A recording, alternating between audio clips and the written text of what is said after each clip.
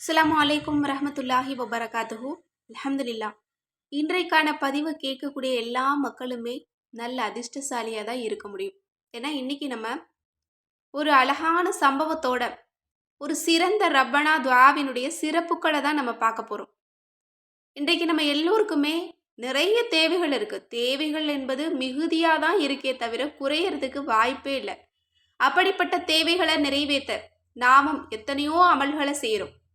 இன்னும் அல்லாஹும் ரசூலும் கூட எத்தனையோ அமல்களை நமக்கு சொல்லி தர்றாங்க. அதில் மிக முக்கியமாக சொல்லப்படக்கூடிய ஒரு துவா என்ன அப்படின்னா அதுதான் ரப்பனா துவாக்கள். ரப்பனா துவாக்கள் ஏகப்பட்டது இருக்கு. அதில் தேர்ந்தெடுக்கப்பட்டது 40 ரப்பனா துவாக்கள். அதுலேயும் சிலது மிக மிக தேர்ந்தெடுக்கப்பட்டது. அதில் இன்றைக்கு ஒரு சிறந்த ரப்பனா துவாவினுடைய சிறப்புகளை தான் நம்ம பார்க்க போகிறோம். ரப்பனா துவா என்பது நபிமார்கள் அவங்களுடைய வாழ்க்கையில் ஒரு தடவை ஓதுவாங்க, அல்லாஹ் உடனே பதில் தருவான். அவங்களோட வாழ்க்கை அதற்கு பிறகு அப்படியே புரட்டி போட்டு அவங்களோட வாழ்க்கையில நல்ல மாற்றத்துக்கு கொண்டு போகும். அப்படி இருக்கும்போது அல்லாஹ் சொல்றான், இது நபிமார்களுக்கு மட்டும் கிடையாது, ஓதக்கூடிய ஒவ்வொரு அடியார்களுக்கும் இந்த நல்லதான் அப்படின்னு சொல்றான். அப்ப அந்த ரப்பனா துவாவை நம்ம எப்படி கெட்டியா பிடிக்கணும்? ஒவ்வொரு ரப்பனா துவாவுக்கும் ஏகப்பட்ட சிறப்புகள். ஒரு ரப்பனா துவாவை மட்டும் நம்ம கையில் எடுத்து வளமையாக நம்ம ஓதிட்டு வந்தாலே போதும், நம்மளோட வாழ்க்கை செல்வ செழிப்பை நோக்கி போகும். நிம்மதியான மகிழ்ச்சியான வாழ்க்கையை நோக்கி போகும். இந்த உலகத்தில் எப்படிப்பட்ட சிறந்த ஒரு வசதி வாய்ப்பான ஒரு வாழ்க்கையை வாழணும்னு ஆசைப்பட்டாலும் அந்த வாழ்க்கையை நமக்கு கொடுக்கும் ஒவ்வொரு ரப்பனா துவாவும். இன்றைக்கு அப்படிதான் நான் உங்களுக்கு ஒரு சிறந்த ரப்பனா துவாவை சொல்லித்தரப்போறேன். இந்த ரப்பனா துவாவை பற்றி நிறைய மக்களுக்கு தெரியாது. மேலோட்டமா இது யார் ஓதனாங்க, எதுக்காக ஓதப்பட்டது அப்படிங்கிறது தான் தெரியும். இவங்க எந்த நிலையில ஓதனாங்க, ஓதன பிறகு இவங்களோட வாழ்க்கையில என்ன மாறுதல்கள் வந்தது அப்படிங்கிறத பற்றி நிறைய பேருக்கு தெரியாது. இன்றைக்கு நான் ஒரு அழகான சம்பவத்தோட ஒரு நபியவங்களுடைய வாழ்க்கை வரலாறை சுருக்கமாக நான் உங்களுக்கு சொல்ல போகிறேன்.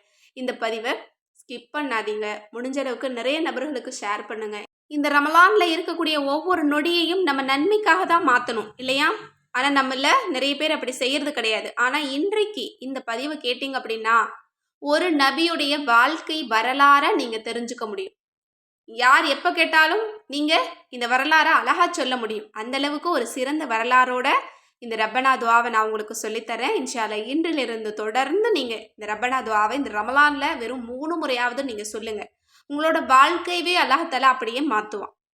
இப்போது எந்த நபியுடைய வாழ்க்கை மாறுச்சு, அந்த நபி யார் அப்படிங்கிறத பற்றி நம்ம தெளிவாக பார்க்கலாம். அந்த நபி தான் ஹஜ்ரத் ஐயூப் அலைஹிவஸல்லம் அவர்கள். ஐயூப் அலைஹிவஸல்லம் அவங்கள பற்றி மேலோட்டமாக நமக்கு சில விஷயங்கள் தெரியும். அவங்க நோயில் இருந்தாங்க, அவங்க ஒரு துவாவை ஓதனாங்க, அல்லாஹ் அவங்களுக்கு அந்த நோயை ஷிஃபா கொடுத்தான் அப்படின்னு. ஆனால் அவங்க யார், எப்படிப்பட்ட வாழ்க்கையை வாழ்ந்தாங்க, எப்படி இந்த நோய் வந்தது, அதுக்கு பிறகு என்ன நடந்தது, அது எல்லாத்தையுமே நம்ம இன்னைக்கு சுருக்கமாக நம்ம பார்க்கலாம் இன்ஷா அல்லாஹ். இந்த ரமலானில் ஒரு உபயோகமான காரியம் நீங்கள் செய்கிறீங்க அப்படின்னா இந்த சம்பவத்தை நீங்கள் கேட்கறது தான். ஏன்னா வாழ்நாளில் என்றைக்குமே இந்த சம்பவம் உங்கள் மனசை விட்டு போகாது. அப்படி நான் உங்களுக்கு தெளிவாக நான் சொல்ல போகிறேன். ஹஜ்ரத் ஐயூப் அலைஹிவஸல்லம் அவங்களுடைய தந்தை யார் அப்படின்னா ஹஜ்ரத் இஸ்ஹாக் அலைஹிவஸல்லம். அவங்க ஒரு நபி. அந்த நபியுடைய மகன் தான் இவங்க. ஹஜ்ரத் லூத் அலைஹிவஸல்லம் அவங்களுடைய மகள் தான் இவங்களுடைய அம்மா. அந்த ஐயூப் அலைஹிவஸல்லம் அவங்களுடைய தாயார் மறைவுக்கு பின்னாடி தான் ஐயூப் அலைஹிவஸல்லம் அவங்களுக்கு நபித்துவம் கொடுக்கப்படுது. ஹஜ்ரத் ஐயூப் அலைஹிவஸல்லம் அவங்க பெரும் செல்வந்தராக இருந்திருக்காங்க. அவங்களுக்கு 7 ஆண் மக்களும் 3 பெண் மக்களும் இருந்திருக்கிறாங்க. 3000 ஒட்டகங்களும் 7000 ஆடுகளும் 500 ஜோடி பசுமாடும் இன்னும் 500 அடிமைகளும் இருந்திருக்கிறாங்க. ஏழைகள் மீது இவங்க ரொம்ப ரொம்ப இரக்கமானவங்களாக இருந்திருக்கிறாங்க. ஒவ்வொரு வேலைக்கும் குறைந்தளவு 10 ஏழைகளோட தான் இவங்க வந்து சாப்பிட்ருக்காங்க. அந்த அளவு அடுத்தவங்களுக்கு கொடுக்கறதுல இவங்களுக்கு மிகப்பெரிய மனசு. இன்னும் மற்றவங்களுக்கு ஒரு உடை வாங்கி கொடுத்துட்டு தான் இவங்க புது உடை அணிவாங்களாம். அந்த அளவு இவங்களுடைய மனசு இருந்திருக்கு. அதோடு சேர்த்து இவங்க அல்லாஹ்வை தொழுது வணங்குறதுல எந்த குறையும் வைக்க மாட்டாங்களாம். எந்நேரமும் தொழுக வணக்கம் இப்படி தான் இருந்திருக்காங்க. இதற்கு பிறகு எப்படி நோய் உருவாச்சு அப்படிங்கிறத நம்ம பார்க்கலாம். அதாவது ஐயூப் அலைஹிவஸல்லம் அவங்களுக்கு நோய் வர்றதுக்கு காரணம் ஷைத்தான் தான். ஏன்னா அவங்க அதிகமாக அமல் செய்கிறாங்க, அதிகமாக வணக்க வழிபாடுகளிலே இருக்கிறாங்க அப்படின்னு சொல்லிட்டு ஷைத்தானுக்கு பொறாமை ஏற்பட்டிருக்கு. அப்போ இதை பற்றி அல்லாஹ்விடத்திலேயே முறையிட்டானா ஷைத்தான். அல்லாவே, இவருடைய செல்வத்தின் மீது எனக்கு ஆதிக்கத்தை கொடு, நான் இவருடைய வணக்க வழிபாடுகளை குறைச்சு காமிக்கிறேன் அப்படின்னு சொல்லி சபதமிட்டானாம். அல்லாஹ்வும் இவங்க மேலே இருக்கக்கூடிய நம்பிக்கையில் கொடுத்துட்டான். அதுக்கு பிறகு என்ன நடந்துச்சு அப்படின்னா, இவங்களுக்கு நிறைய சோதனைகள் வருது. அதில் ஒரு மனிதரை இவங்க பார்க்குறாங்க. அப்போ பார்த்துட்டு இன்னொரு மனிதர்கிட்ட சொல்கிறாங்க, அவங்க ஒரு நோயாளியாக இருக்காங்க இல்லையா, அது அவன் செஞ்ச பாவத்துக்கு அல்லாஹ் கொடுத்த தண்டனை, அதனால தான் இப்படி நோயாளியாக இருக்கிறான் அப்படின்ற ஒரு வார்த்தையை சொல்லிட்டாங்க. இது அல்லாஹ்வுக்கு பிடிக்கலை. அதனால் இவங்களுக்கு ஒரு கொடிய நோயை அல்லாஹ் கொடுக்குறான். அப்படியே இவங்க கொடிய நோயில் பாதிக்கப்பட்டு அவங்களுடைய உருவத்தையே அப்படியே மாற்றிடுறான் அல்லாஹ். இன்னும் பெரும் வெள்ளம் ஆடுகள் எல்லாமே தண்ணியில் அடிச்சிட்டு போயிடுது. வயல்கள் தோட்டங்கள் எல்லாமே நெருப்பு பிடித்து எரிஞ்சு போயிடுது. இவங்களோட ஆண் மக்கள் பெண் மக்கள் எல்லாமே, இன்னும் வீட்டு சாமான்கள் பசுமாடுகள் இது எல்லாமே வீடு சுவர் இடிந்து விழுந்து எல்லாமே போயிடுது. அதற்கு பிறகும் இவங்க விடலை, அதிகமான அமல்கள் செய்கிறாங்க. அல்லாஹ் தான் கொடுத்தான், அல்லாஹ் தான் ஒவ்வொரு செல்வத்தையும் என்கிட்ட இருந்து எடுத்துக்கிட்டான் அப்படின்னு மன திருப்தியோடு தான் வாழ்ந்துட்டு இருந்திருக்காங்க. ஒரு நாள் இவங்க தொழுதுட்டு இருக்கும்போது தன்னோட கால்கள் வலிக்குது. அப்போ பார்க்குறாங்க, திடீர்னு அந்த கால்கள் வீங்குது. அதுக்கு பிறகு சின்ன சின்ன கொப்பளங்கள் வருது. அந்த கொப்பளமே பெருசாக மாறி அதிலிருந்து சீல் வருது, அதிலிருந்து புழுக்கள் வருது. இப்படியே அவங்களுக்கு அதிகமாக உடல் முழுக்க அந்த நோய் பரவுது. அதுக்கு பிறகு ஹஜ்ரத் அய்யூப் அலைஹிஸ்ஸலாம் அவங்களுக்கு 4 மனைவிகள் இருந்திருக்காங்க. அந்த 4 மனைவிகளில் ரஹ்மத் அப்படிங்கிற மனைவி தவிர மற்ற 3 மனைவிகளுமே இவருடைய நோயை பார்த்துட்டு விலகி இவரை விட்டுட்டு போயிடுறாங்க. ஆனாலும் இந்த ரஹ்மத் அப்படிங்கிறவங்க மட்டும்தான் கூட இருந்திருக்காங்க. இன்னும் அய்யூப் அலைஹிஸ்ஸலாம் அவங்களுடைய புண்கள்லேருந்து ஒரு விதமான துர்நாற்றம் வீச தொடங்கியிருக்கு. இதனால் ஊர்வாசிகள் எல்லாமே சேர்ந்து அவங்கள ஊருக்கு வெளியே அனுப்பிச்சிடுறாங்க. இவங்களும் ஒவ்வொரு ஊராக போகிறாங்க. ஒவ்வொரு ஊர்லேயுமே இவங்களை வெளியே தள்ளுறாங்க. அதற்கு பிறகு எங்கேயுமே இடம் கிடைக்கல. இவங்களுக்கு 2 மாணவர்கள் இருந்தாங்களாம். அவங்க தான் இவங்களை கூட்டிகிட்டு ஒவ்வொரு ஊராக அலைஞ்சிருக்காங்க. எங்கேயுமே இடம் கிடைக்கல. அப்படிங்கும்போது ஒரு காட்டுக்குள்ளே ஒரு குடிசையை போட்டு இவங்களை தங்க வச்சுட்டு அவங்களும் போயிடுறாங்க. அதற்கு பிறகு இவங்க 2 பேர் தான் அந்த இடத்துல இருந்திருக்காங்க. அய்யூப் அலைஹிஸ்ஸலாம் அவங்களால எந்த விதமான பெரிய அமல்களும் செய்ய முடியல. ஆனாலும் மனதிற்குள்ளேயே அல்லாஹ்வை நினச்சிக்கிட்டே இருந்திருக்கிறாங்க. மனசுக்குள்ளேயே நிறைய திக்ருகள் தியானங்களில் ஈடுபட்டுட்டே இருந்திருக்கிறாங்க. இன்னும் இந்த பயங்கரமான நோயிலேயே அவங்க 7 வருடங்கள் 7 மாதங்கள் 7 தினங்கள் வாழ்ந்திருக்கிறாங்க. அப்போ அவங்க மனைவி ரஹ்மத் அவங்க சொன்னாங்களாம், நீங்கள் தான் அல்லாஹ்வுடைய நபியாச்சே, நீங்கள் அல்லாஹ்விடத்தில் ஒரு துவாவை கேட்கலாமே அப்படின்னு சொல்லும்போது அவங்க சொன்னாங்களாம், நான் சுகமாகவும் சந்தோஷமாகவும் வாழ்ந்த ஆண்டுகள் எத்தனையோ இருக்கும். 80 ஆண்டுகள் நான் வாழ்ந்துட்டேன். இந்த சிரமமான சில ஆண்டுகளிலும் என்னை இன்பமாக மாற்று அப்படின்னு நான் அல்லாஹ்விடத்தில் கேட்குறதுக்கு எனக்கு வெக்கமாக இருக்குது அப்படின்னு சொல்லிட்டாங்களாமா. இன்னும் அய்யூப் அலைஹிஸ்ஸலாம் அவங்களுடைய புண்கள்ல இருந்து புழுவெல்லாம் வரும்போது அவங்க அல்லாஹ்விடத்தில் சொல்லுவாங்களாம், அல்லாவே இது ரொம்ப கஷ்டமாக இருக்குது அப்படின்னு சொல்லி. அப்போ ஷைத்தான் வருவானா, சைத்தான் எனக்கு நீ சஜிதா செய், நான் உங்களை பிடிச்சிருக்கிற நோயை நான் விளக்குறேன் அப்படின்னு சொல்லும்போது இவங்க அதற்கு பிடி கொடுக்காம இருந்திருக்காங்க. அதற்கு பிறகு ரஹ்மத் அப்படிங்கிற அவங்களுடைய மனைவி இருக்காங்க இல்லையா, அவங்க ஏதோ ஊருக்குள்ளே சில வேலைகளை செஞ்சு அவங்களுக்கு உணவெல்லாம் கொண்டு கொடுத்துருக்காங்க. இதை பற்றியும் சைத்தான் பரிகாசமாக பேசியிருக்கான். இன்னும் ஒரு தடவை என்ன ஆச்சு அப்படின்னா, அவங்களுக்கு நீளமான ரொம்ப அழகான முடி இருக்குமா. ஒரு பெண் அந்த நீளமான முடிக்கு ஆசைப்பட்டு, உன்னோட முடியை எனக்கு கொடுத்துரு, கட் பண்ணி என்கிட்ட கொடுத்துரு, நான் அதற்கு பதிலாக நான் உனக்கு நிறைய ஒரு பொற்காசுகளை நான் தர்றேன்னு சொல்லும்போது இவங்க தன்னுடைய கணவன்கிட்ட கூட அனுமதி கேட்காம முடியை கொடுத்துட்டு அந்த பணத்தை வாங்கிட்டு இவங்களுக்கு உணவு சமைத்து கொடுப்பாங்க. இதை ஷைத்தான் அய்யூப் அலைஹிஸ்ஸலாம் அவங்க கிட்ட சொல்கிறான். அதாவது உன்னுடைய மனைவி உன்னோட அனுமதி இல்லாமல் முடியை கட் பண்ணி கொடுத்துட்டாங்க அப்படின்னு சொல்லும்போது அப்போ அய்யூப் அலைஹிஸ்ஸலாம் அவங்க அவள் மீது 100 கசையடிகளை நான் கொடுப்பேன் அப்படின்னு சொல்லி சபதம் செஞ்சுக்கிறாங்க. இன்னும் ஒரு நாள் இந்த ரஹ்மத் அப்படிங்கிற அவங்கள பார்த்துட்டு சைத்தான் சொல்கிறான், நான் உன்னோட கணவருடைய நோயை தீர்க்கறதுக்கு ஒரு வழி சொல்கிறேன். அதாவது ஒரு பன்றியினுடைய இறைச்சியை சாப்பிட்டுட்டு ஒரு மிடரு சாராயத்தை குடிச்சா நொடி பொழுதில் அந்த புண்ணெல்லாம் ஆறிடும் அப்படின்னு சொன்ன உடனே இவங்களுக்கு என்ன செய்கிறதுனே தெரியல. அதை அப்படியே அய்யூப் அலைஹிஸ்ஸலாம் அவங்க கிட்ட சொல்கிறாங்க. அப்போ அய்யூப் அலைஹிஸ்ஸலாம் அவங்க வந்தவன் ஷைத்தான், அவன் பேச்சை நீ ஏன் கேட்குற, எவன் எனக்கு நோயை கொடுத்தானோ அவனிடமே அதற்குரிய நிவாரணம் இருக்கிறது அப்படின்னு நீ அந்த ஷைத்தான் கிட்ட சொல்லியிருக்க வேண்டாமா அப்படின்னு கேட்டாங்களாம். அதற்கு பிறகும் அந்த நோயோடையே இவங்க வாழ்ந்திருக்காங்க. அதற்கு பிறகு அந்த ஊரில் இருக்கக்கூடிய மக்கள் எல்லாமே இவங்களை பரிகாசம் செஞ்சாங்களாமா. அதாவது நீங்கள் ஒரு நபியா, நீங்கள் இப்படி இருக்கீங்க, இவ்வளவு நோயில் இருக்கீங்க, நீங்கள் எப்படி நபியாக முடியும் அப்படின்னு சொல்லி பரிகாசம் பண்ணும்போது இவங்களுக்கு தாங்க முடியல. மௌனமாக படுக்கையிலேயே படுத்திருக்காங்க. அப்போது ஹஜ்ரத் ஜிப்ரீல் அலைஹிஸ்ஸலாம் அவங்க வந்து ஏன் மௌனமாக படுத்திருக்கீங்க அப்படின்னு கேட்கும்போது, அல்லாஹ்வின் பொருத்தத்திற்காக நான் பொறுமையை கடைபிடித்து படுத்திருக்கிறேன் அப்படின்னு சொன்னாங்களாமா. அப்போ அவங்க சொன்னாங்களாம், நீங்கள் ஏன் இவ்வளோ சிரமங்களை சகிச்சுக்கிறீங்க, இதற்கு பரிகாரம் என்னன்னு அல்லாஹ்விடத்தில் நீங்கள் ஏன் கையேந்த கூடாது அப்படின்னு கேட்டாங்களாம். அப்போ ஐயூப் அலைஹிஸ்ஸலாம் அவங்க சொல்லியிருக்காங்க, என்னை பற்றி என்ன பேசினாலும் நான் தாங்கிக்குவேன். ஆனால் அல்லாஹ்வை பற்றி அவங்க பரிகாசம் செய்யும்போது என்னால் அதை தாங்கிக் கொள்ள முடியலை அப்படின்னு சொல்லும்போது ஜிப்ரீல் அலைஹிஸ்ஸலாம் அவங்க இந்த துஆவை கற்றுக் கொடுத்துருக்காங்க. அந்த துஆவை அவங்க ஓதுறாங்க.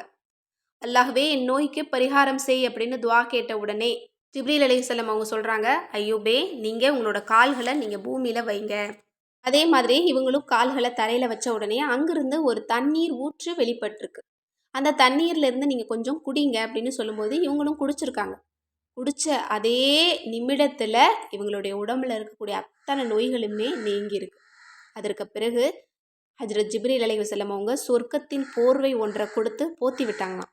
அதற்கு பிறகு ஒரு மலை குன்றில் போய் இவங்க உட்கார்ந்துருக்குறாங்க. அப்போ இந்த ரஹ்மத் அப்படிங்கிற அவங்க மனைவி வந்து பார்த்துட்டு, இந்த இடத்துல என்னுடைய கணவனை காணலையே அப்படின்னு சொல்லி அங்கேயும் இங்கும் தேடுறாங்க. அப்போ இவங்க சிரிச்சுக்கிட்டே, உன்னுடைய கணவன் எப்படி இருப்பாங்க அப்படின்னு கேட்கும்போது, கிட்டத்தட்ட உங்களை மாதிரி தான் இருப்பாங்க, ஆனால் நோயுற்று நடமாட முடியாமல் இருந்தாங்க, இப்போ அவங்க காணலை அப்படின்னு சொல்லும்போது இவங்க சிரிச்சுட்டு, ரஹ்மத் என்ன தெரியலையா, நான் தான் உன்னுடைய கணவன் ஐயூப், எனக்கு அல்லாஹ் தஆலா கிருபை செஞ்சுட்டான், நான் குணமாயிட்டேன் அப்படின்னு சொன்னாங்களாம்.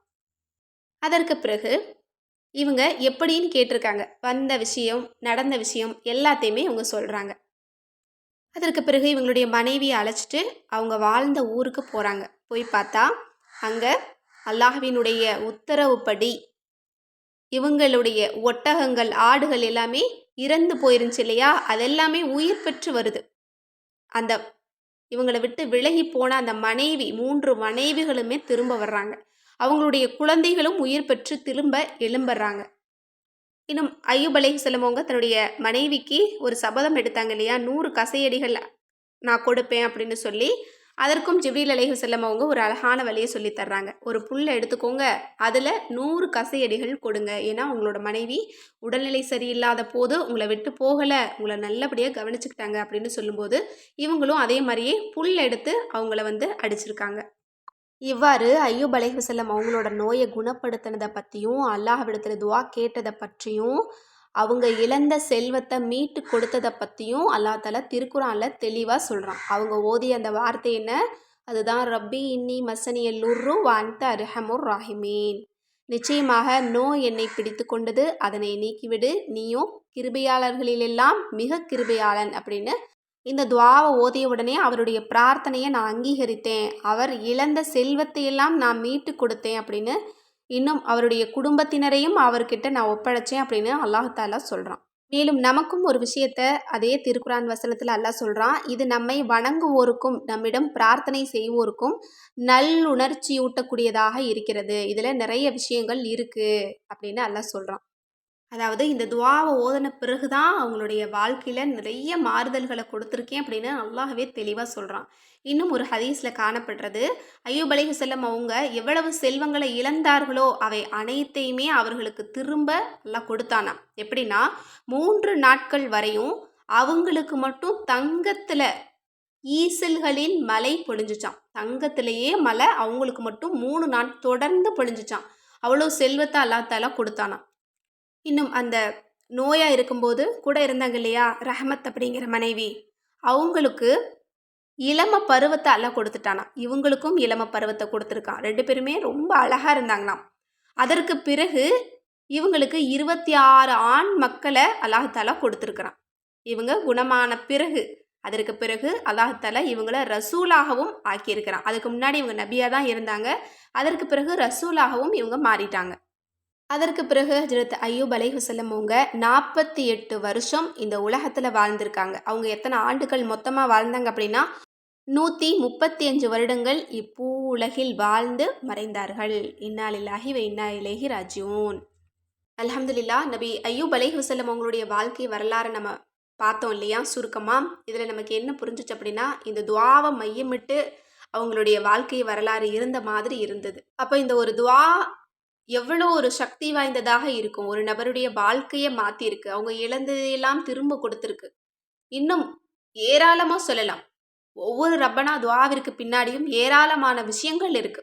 அது எல்லாமே அல்லாஹ் தஆலா நமக்கு கொடுத்த அருட்கொடை தான். எனவே இன்று முதல் இந்த நபி அய்யூப் அலைஹிஸ்ஸலாம் அவங்க ஓதிய ரப்பனா துஆவ தினமும் 3 தடவ ஓதுங்க. இது நோய்க்காக மட்டும் தான் ஓதணும் அப்படிங்கிறது கிடையாது. எல்லா தேவைகளுக்காகவுமே நீங்க ஓதலாம். எனவே இன்ஷா அல்லாஹ் ரொம்ப நம்பிக்கையோட ஓதுங்க. அல்லாஹ் தஆலா ஒவ்வொரு நபருடைய வாழ்க்கையுமே மாற்றி அமைப்பான். ஆமீன் என்று கூறி இந்த பதிவை நிறைவு செய்கிறேன். இந்த பதிவு உங்களுக்கு பிடிச்சிருந்தது அப்படின்னா கண்டிப்பா ஷேர் பண்ணுங்க. நம்ம சேனல் இதுவரைக்கும் சப்ஸ்கிரைப் பண்ணாம பார்த்துட்டு இருந்தீங்கன்னா இப்பவே சப்ஸ்கிரைப் பண்ணி லைக் பண்ணிக்கோங்க. மேலும் அற்புத வஜீஃபாக்கள், கேட்பது கிடைக்கும் வஜீஃபாக்கள், தௌபா கிதாப் இது போல சிறந்த வஜீஃபாக்கள் கிதாப் வேணும் அப்படின்னாலும் சரி, அல்லது 30 ஜுஸ் குரானும் தமிழ்ல வேணும் அப்படின்னாலும் சரி, ஸ்க்ரீன்ல தெரியிற நம்பருக்கு இப்பவே வாட்ஸ்அப் மூலம் புக் பண்ணிக்கோங்க. இன்னும் இந்த ரமலான்ல உங்களுடைய ஒவ்வொரு துஆவிலையும் என்னையும் சேர்த்துக்கோங்க, எல்லா மக்களையும் சேர்த்துக்கோங்க. அஸ்ஸலாமு அலைக்கும் வரஹ்மத்துல்லாஹி வபரகாத்துஹு.